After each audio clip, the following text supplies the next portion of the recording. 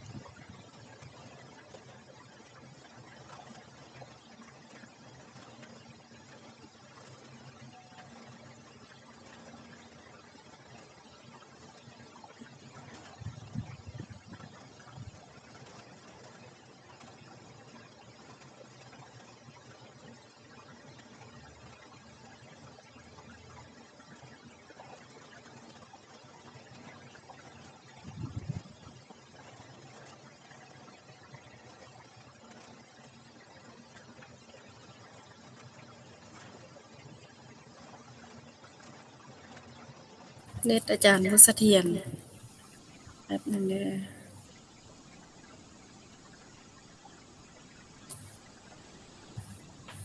ตัวนี้มันสื่อมันจ่ายเงินเนาะจ่ายเงินเลยแม่นขึ้นกับกันไอดีของมันเป็นแบบมีในคอมพิวเตอร์ด้วยนะเอาเมลได้สมัครมันเป็นไอดีนั่นติดแต่ว่าเวลาตัดเงินมันให้ตัดจากบัญชีใดนะก็เชื่อมผ่านไปยึดให้จะจับนำจากบัญชีที่จะมีคนตัวนี้เนาะคือเห็นว่าเขาก็จะสั่งรวมเป็นหมู่บ้านนะว่าของที่หนึ่งแต่ของเฮามี2หลังเฮาก็เอา2หลังมาเขียนรายละเอียดอยู่ข้างๆเนาะแล้วก็เขียนรายละเอียดตัวนี้เป็นแผ่นผัง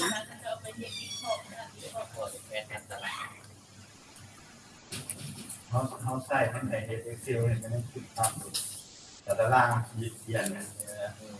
เขียนมันก็ใช้สแกนอย่างไรเป็นภาพไฟล์ Excel เป็นภาพจะไม่ง่ายแล้วมันเห็นเป็นไฟล์ Excel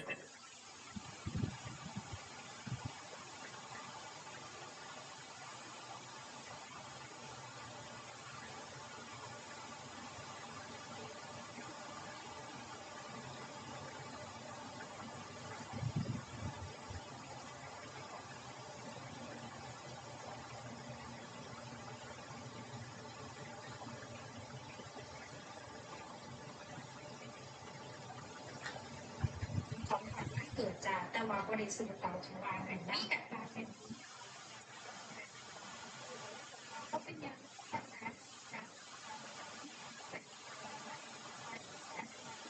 อาจารย์บ่ได้เปิดไมค์อาจารย์เนาะเขาก็จะเอามาเป็นตัวนี้เนาะก็สั่งรวมความสูงความยาวความกว้างของเรือนเนาะความสูงของหลังคาความสูงของตัวเรือนของแต่ละหมู่บ้านแล้วก็จึงค่อยเอามาสั่งรวมกันเนาะ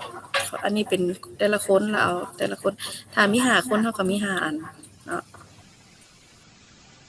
ตัวนี้แม่นตัวที่เฮาจะเอาอันน่ะส่งอาทิตย์หน้าแล้วเฮาก็จะอันนั้นอีกบัดนึงเนาะก็อันน่ะอาทิตย์หน้าแม่นแต่ละกลุ่มเริ่มนำเสนอไปเลยเนาะเพราะว่าเฮาเรียนเป็นโมดูลอาทิตย์นี้อาทิตย์ที่6แล้วอาทิตย์หน้าอาทิตย์ที่7จับสลากกลุ่ม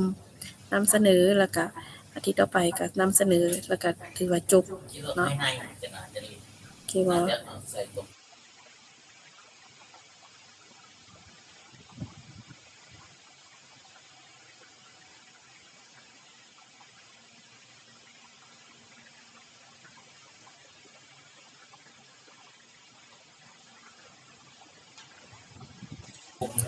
อันนี้เห็นเนาะ ครับทำมาดู เห็นว่า แล้วมันมีวิธีการสั่ง เห็นหน้าจอบ่ จะต้องเก่งเรื่องเขียนฟ้อง โดยอาจารย์ มันมีวิธี เอาต้องแซมผังรวมหมู่บ้านเลย รายการ เป็นประโยชน์มันก็จะเฮ็ดตัวนำเสนอเนาะเป็นตัวนำเสนอแล้วก็ของแต่ละคนเนาะซื้อกลุ่มซื้อตัวเองแล้วก็ซื้ออาจารย์ แล้วก็หมู่บ้านที่1เนาะแล้วก็เฮือนของผู้ที่1เนาะมีแผนผัง2ผังการจัดวางแนวใดเนาะก็เขียนอธิบาย แล้วก็หลังที่ก็รูปแบบเดเป็นแนวใดเนาะก็สัดส่วนมีหยังแดก็สรุปมาเนาะเป็นแต่ละอันนี้เป็นของคนหนึงอันนี้ผู้ที่2เฮาก็เอามาใส่เนาะเป็นหมู่บ้านอธิบายเนาะแล้วก็อธิบายถึงผังหมู่บ้านเป็นผังของเฮือนสังรวมความยาวความกว้างมาเนาะพวกนั้นเนาะแล้วก็ความสูงนี่เนาะความสูงติดดินบ่หรือว่ายกพื้นเท่าใดได้พื้นเฮือนหาหลังคาเท่าใดเนาะได้หลังคามุมหลังคาเท่าใดเนาะให้เขียนมาแล้วก็ความสูงเนาะก็เอามาใส่ความสูงบ่ฮุกตัดต้องมี2อันเนาะมีฮุกจัดทั้งกว้างแล้วก็ฮุกตัดทั้งยาว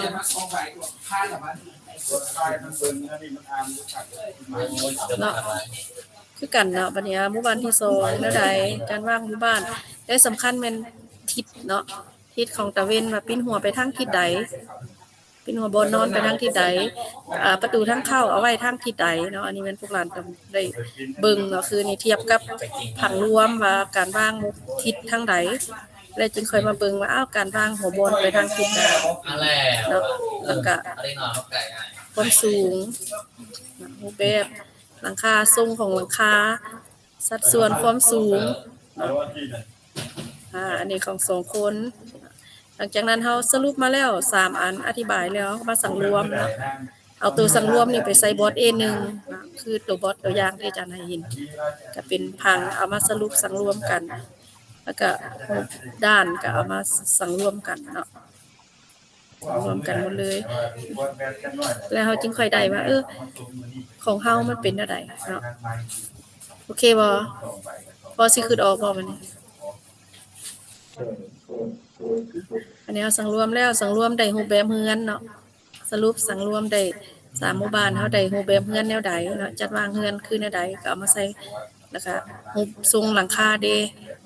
เนาะความสูงเด้โอเคเนาะดังนั้นแม่นที่นี่อาจารย์เอาตัวอย่างให้เบิ่งแล้วเฮาก็ไปแต้มให้มันถูกโครงสร้างของเรือนไม้เนาะพื้นฟ้าต่างๆหั่นหลังจากนั้นแล้วเอามาเข้าสังรวมแล้วส่งรายชื่อกลุ่มให้อาจารย์เนาะภายในอาทิตย์นี้แล้วถ้าผู้ใดแต้มแล้วก็เอามากวดนำอาจารย์คืนว่าถูกแล้วบ่แต้มถูกแล้วบ่ถ้าแต้มบ่ถูกแล้วก็ให้แต้มใหม่เนาะเพราะว่าอันตัวที่เฮาแต้มมาอยู่นี่มันบ่ถูกโครงสร้างใหม่เนาะคิดได้2เส้นนะเห็นบ่แล้วก็บ่มีเส้นฟ้าได้แนวใดเฮาก็บ่มีเนาะอันนี้แม่นสิ่งที่อาจารย์อยากให้ไปเบิ่งคืนโอเคบ่ อาจารย์ส่งตรวจออนไลน์เลยตรงแบบนะอาจารย์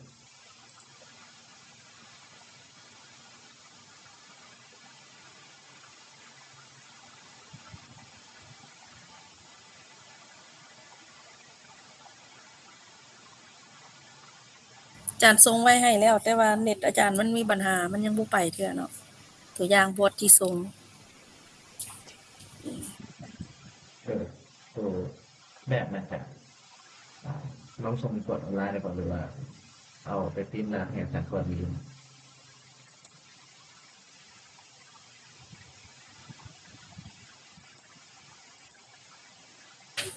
บ่ออนไลน์เนาะเอามาให้เบิ่งเลยบ่ต้องปริ้นก็ได้ถ้าแต้มคอมก็เอาคอมมาถ้าแต้มมือก็เอามาเนาะ โอเค มันเป็นเรื่องปกติพอเวลาการ ตัวนี้เห็นบ่ตัวนี้เป็นตัวอย่างเนาะ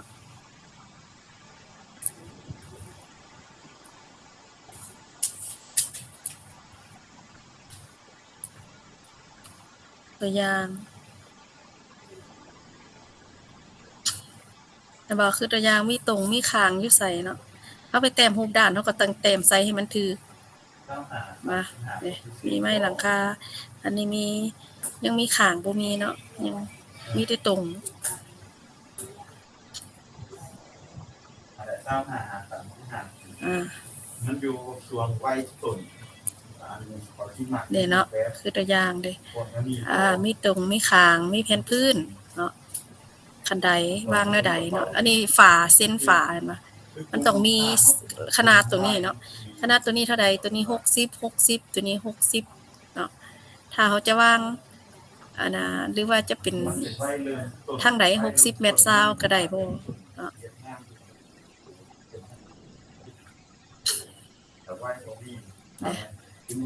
คือตัวอย่างเนาะเส้นฝาของตัวนี้เห็นบ่เอาตัวนี้เท่าใดไม้ตัวนี้อยู่นอกตัวนี้อยู่ในเนาะเฮาก็ต้องแต้มเลยตัวนี้ขนาดเท่าใดอยู่ในหูเผาหั่นมันบ่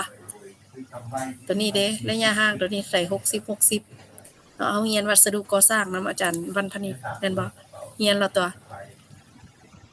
เนาะนี่อันนี้เห็นบ่มีตรงมีคางเนาะวางนี่แล้วก็จึงค่อยมีพื้นนะว่าอยู่ในนี้เนาะอันว่านี่เป็นพื้นเนาะต้องมีตัวนี้ก่อนมาห้องครับนะเด้อันนี้มีอยู่ถึงเนาะแล้วบ่เห็นบ่ถ้าว่าเฮาเห็นแต่ว่าทางในมันจะเห็นเป็นฝากระแตะสารเลยแต่ทางนอกแม่นเฮามีเห็นตัวไม้คัดตัวนี้เนาะโครงสร้างมันนั่นบ่ถ้าเฮาเบิ่งทางในฝาวางตั้งแนวใดอันนี้เฮาทางในเพราะว่าเขาเจ้าเอาโครงไว้ทางนอกเวลาเต็มเฮาก็ต้องเต็มให้มันเป็นตัวทางในเนาะคือตัวอย่างเนาะเห็นบ่ตัวนี้ไว้ทางนอกเนาะทางนอกโครงตัวนี้ไว้ทางนอกเนาะบางทีเพิ่นก็จะเอาตัวนี้เนาะ60แต่ตัวนี้จะเป็นเม็ดซาวก็แล้วแต่เฮาเนาะว่าขึ้นกับฝาว่าฝาวางทางตั้งบ่หรือทางโน้นเนาะก็จะมีเส้นฝาตัวนี้ก่อนเนาะขนาดเท่าใดขนาดก็3เท่าใด3x4หรือว่า4x6ก็แล้วแต่เนาะอันนี้แม่นเฮาต้องเต็มให้มันถือคือตัวอย่างภายในเนาะตัวนี้เนาะเห็นป่ะเห็นป่ะมันมีเส้นฝาตัวนี้เนาะมันถ้ามันมีขั้นเราก็ต้องใส่เส้นฝาก่อนแล้วเส้นค่อยวัสดุเนาะอันนี้เฮาละเต็ม2เส้นลวดเลยบ่ได้เนาะอันนี้เนาะ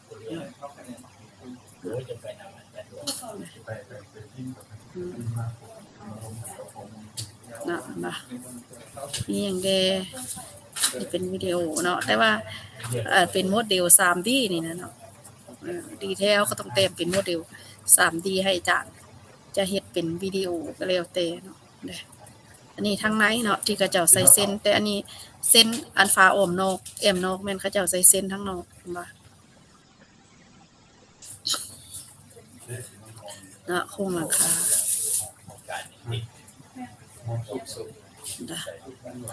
คือหลังคาเห็นบ่ถ้ามุ้งหญ้าเขาเจ้าต้องเอาอันนี้มาใส่เนาะสีญัวแท้จะอยู่บนนี้แต่ตัวนี้เป็นสีญัวพางเขาจะมาติดกับตัวนี้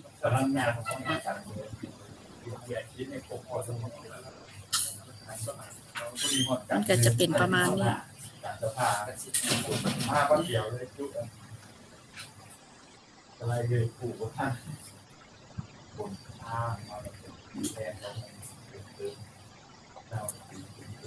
เห็นป่ะว่าสีญัวตัวนี้สีญัวจะอยู่บนเชิงหัวเสาแล้วก็อยู่กลางตัวนี้เป็นข้าวนี่ไว้ทั้งกลางไว้หางก็ได้เม็ดนึงแต่ตัวนี้ก็ต้องเป็นเท่าใด60เนาะเพราะว่าตัวนี้จะเป็นมัดไผ่หญ้าแล้วก็อกไก่อยู่เทิงเนาะอันนี้ก็จะเห็นรายละเอียดดังนั้นเราต้องแต้มให้มันถือโอเคบ่เนาะ ได้บ่ เรื่อง เลย เราต้องแต้มให้มันถึกเนาะ 2 กิโล แนวใดได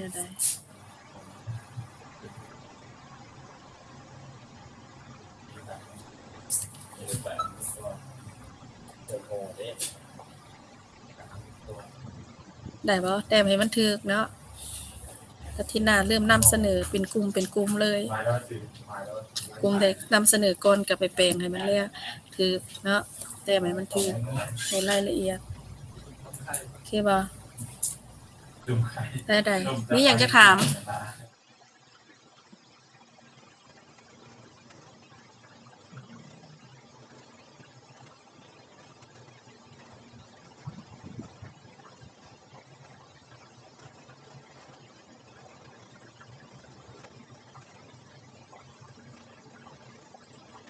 แม่น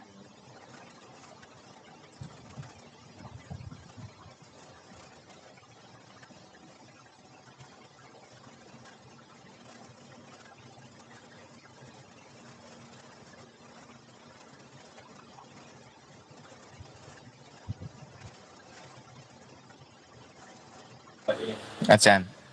แผนผังรวมนี่เขาต้องเอาต้องแฟ้มเองวะ ต้องแต้มและของหมู่บ้าน มีบ่ต้องมีแต้มมาเนาะผังของหมู่บ้านแผนผังเฮือนตามตัวอย่างที่อาจารย์ส่งให้เนาะโอเคบ่ เดี๋ยวอาจารย์อะไร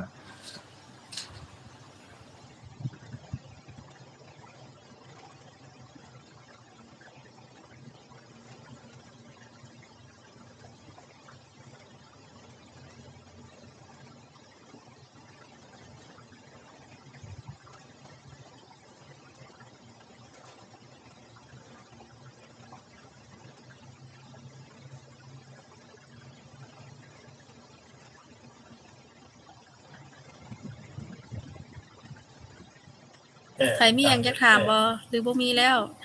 ถ้าบ่มีแล้วให้ไปเฮ็ดเวียกบ้านตามนั้นเนาะโอเคบ่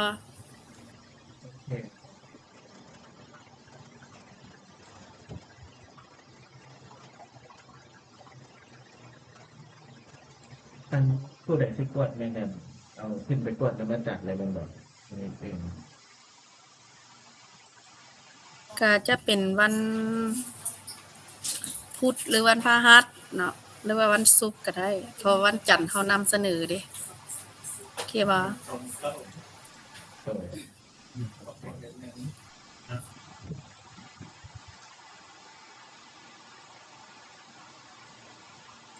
เอาข้อมูลตามที่อาจารย์ไปเบิ่งได้ว่าจ้ะแบบมีแต่พวกเทคนิคแล้วก็ข้อมูล ข้อมูลของตัวเองหั่นแหละอันอาจารย์เอาบ่แม่นเอาของอาจารย์ที่ให้ไปแต้มคืนไหน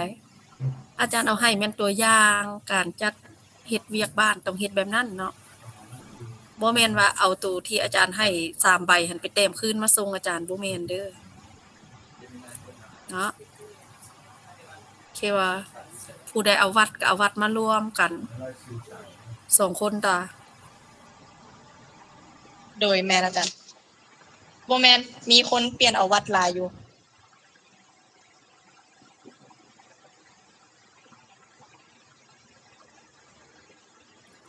อาจารย์ละคนที่ทรงกวดไปทิศแล้วเด้ เอาแล้วก็เฮือนน่ะเด้แม่นตาที่แล้วอาจารย์ให้แต้มรูปทรงเด้แต้มมาทรงแล้วก็บ่ถือเนาะแต้มมาใหม่เด้อ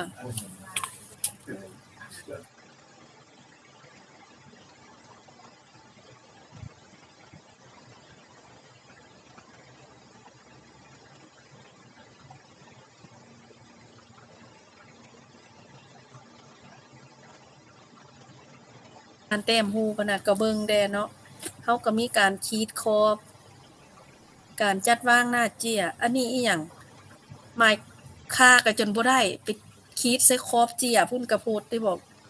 พวกลูกหลานก็ได้ปานบ่เคยได้เรียนมา เดี๋ยวสิเอาไปให้อันวางแสดงให้ปี1เบิ่งก่อนเอื้อยปี3แล้วเฮ็ดขี้ลายโพดบ่เนาะเฮาก็สิประหยัดเกียปานนั้นเฮาก็ต้องแบ่งแล้วก็ใส่2ใบก็ได้อาจารย์ก็บ่ได้ว่าให้ใส่ใบเดียวเด้ออาจารย์ก็ว่าจักใบก็ได้แต่ว่าให้ถึงมาตราส่วน ให้ถือกับโครงสร้างไม้ที่เฮาแต้มแม่นตัวอันนี้ละว่า4-5รูปมันยัดใส่ใบเดียวขอบก็บ่ขีดบ่มีหยังเลยเนาะบางคนก็ขีดขอบปักใหญ่รูปน้อยเดียวตัวว่าหรืออีก เนาะขีดขอบใส่บักใหญ่รูปน้อยๆน่าเจียเหลือบักหลายๆก็มีบัดนี้เฮ็ดจังได๋เนาะให้ถือขนาดตามมาตราส่วนที่แต้ม1:50ก็คือขนาดทุกอันต้อง1:50ขนาดไม้เสาเท่าใด15 x 15บอกว่า15 x 15เซนได้มาตราส่วน1:50ปลา3 คูณ3เซนคูณ5เซนก็ต้อง3เซนคูณ5เซนถือกับมาตราส่วน1:50เนาะแต้มให้มันถึกแหละพวกหลานปี3แล้วได้โอเคบ่